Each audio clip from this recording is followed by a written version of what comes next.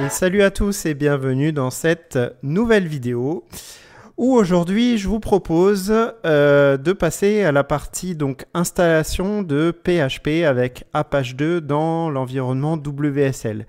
Alors pour rappel, Apache 2 est un serveur HTTP qui permet de générer des fichiers statiques HTML, CSS et JS notamment. Et pouvoir les renvoyer donc vers un navigateur web. Et là, ce que je vous propose, c'est de passer vraiment sur la partie, le cœur du système PHP. Donc, serveur PHP qui tourne ici. Alors, comment est-ce que tout ça, ça va fonctionner? D'abord, dans un premier temps, l'utilisateur enverra une requête tout simplement sur notre serveur pour récupérer une page web qui contiendra donc l'extension .php. Cette requête arrivera sur le serveur Apache et au sein du fichier PHP, on retrouvera à la fois des sections statiques en HTML et des sections dynamiques avec le langage de programmation PHP. Apache 2 ne savant pas décrypter le langage PHP, il va demander à un logiciel serveur PHP de venir lui décoder le contenu PHP pour le renvoyer vers Apache 2 au format HTML. Et donc, comme le rendu sera statique à ce niveau-là, Apache 2 sera capable donc de récupérer toute la ressource HTML reconstituée et la renvoyer donc du coup vers un navigateur. Voilà comment fonctionne grosso modo PHP. PHP il peut fonctionner tout seul sans aucun problème, mais là dans notre cas de figure on s'en sert vraiment pour en faire un serveur complet avec Apache 2. Il nous manquera juste encore à l'arrivée la partie base de données qu'on verra d'ailleurs au passage dans une prochaine vidéo pour avoir vraiment un serveur LAMP complet Linux, Apache, PHP, MySQL. Je vous propose qu'on passe à la partie plus pratique du coup de cette vidéo. Alors, comme d'habitude, donc on démarre notre petite instance Ubuntu. Tac, voilà, WSL. Je vais zoomer un petit peu sur la ligne de commande pour qu'on voit mieux. Voilà. Et donc là, vous allez retrouver ici dans le guide l'installation de notre serveur. J'en profite juste avant de continuer sur la suite pour vous rappeler de ne pas oublier de vous abonner à la chaîne si jamais le contenu vous intéresse pour être tenu au courant aussi des prochaines vidéos que je sors et ne pas oublier de mettre aussi de temps en temps des petits likes et des petits commentaires histoire que l'algorithme puisse me récompenser et ainsi que le plus grand nombre de gens puissent profiter de mes vidéos. Voilà, cet aparté étant fait, on est parti. Donc là, on va d'abord commencer par démarrer notre serveur Apache 2. Voilà, on tape le mot de passe comme d'habitude à l'aveugle et on fait Entrée. Voilà, ce qui va démarrer notre serveur Apache 2. Ensuite, on va tout simplement... Alors là, en l'occurrence, moi, cette partie-là, je vais la bypasser. Mais si jamais ça fait un petit moment que vous n'avez pas mis à jour vos packages, je vous suggère de lancer cette commande sudo apt update.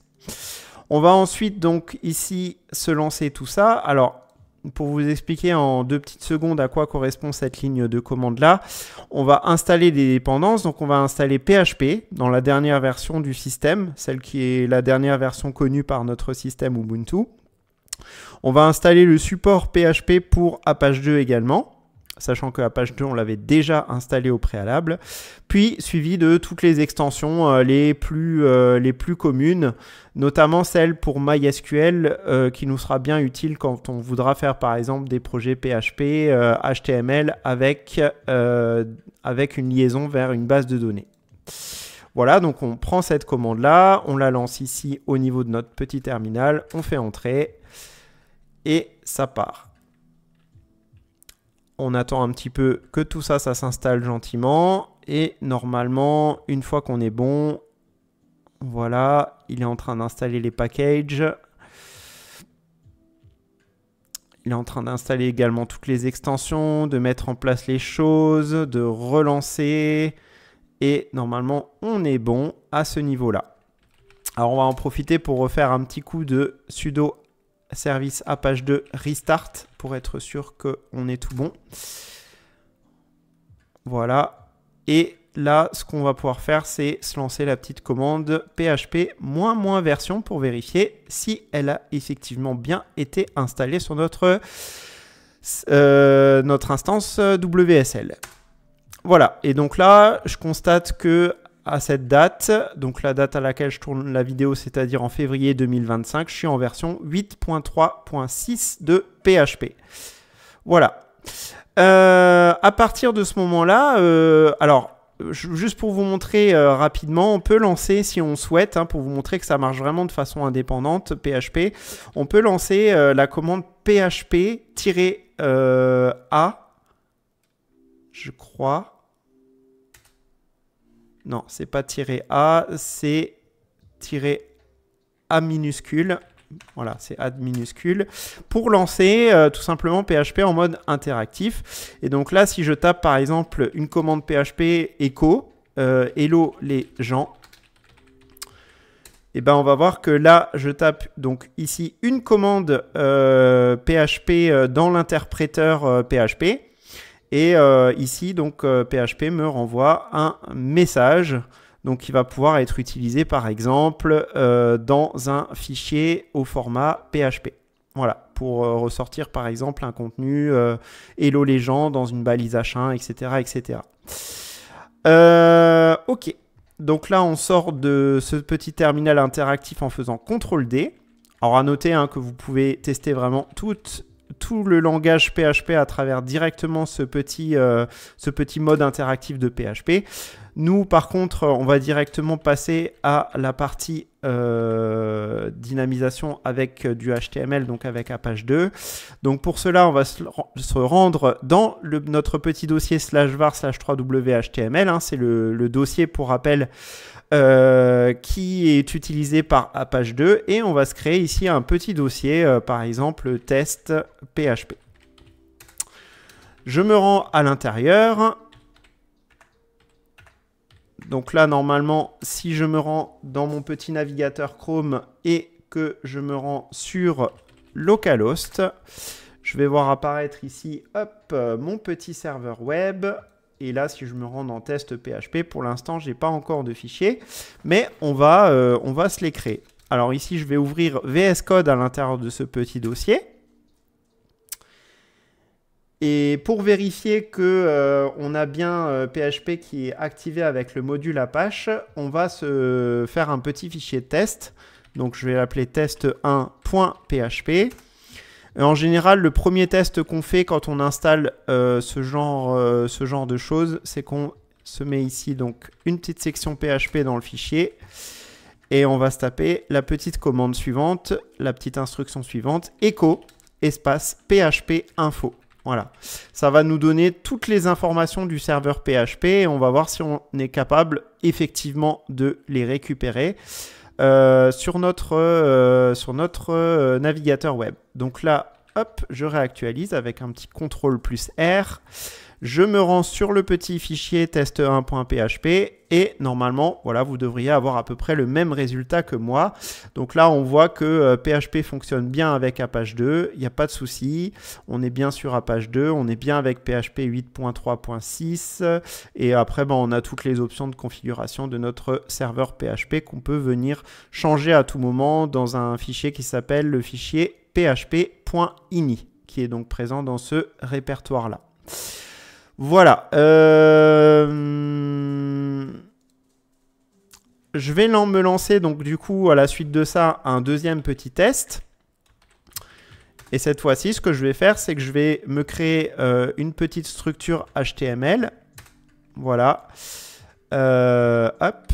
Donc là, vous voyez que je mets directement le contenu d'un fichier HTML classique à l'intérieur de mon fichier PHP.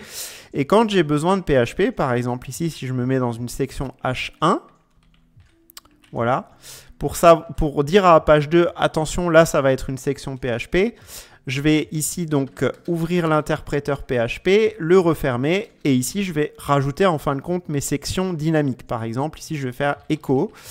Hello les gens. Voilà, comme ceci. Hop, point virgule. Et donc là, je vais aller regarder ici, me rendre dans le petit dossier test PHP. Je devrais voir apparaître mon petit fichier test2.php. Et si je me rends dessus, je vois bien mon message « Hello les gens ».